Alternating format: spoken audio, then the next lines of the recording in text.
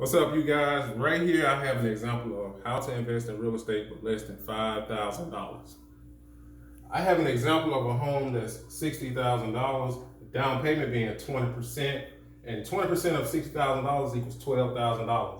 I have an investor. Now, this investor could be a family member or a friend that puts in 80%, and you put in 20%. And your 20% would be $2,400. The invested 80% will be $9,600.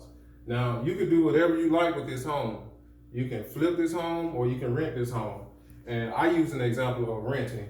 And the monthly rent will be $800 a month. The mortgage will be $300, which gives you a total of $500 when renting out the property for cash flow.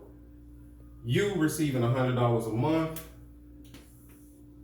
off of $2,400, and the investor receiving $400 off of $9,600. So this is a great an example of how to invest in real estate with a strategy. Peace.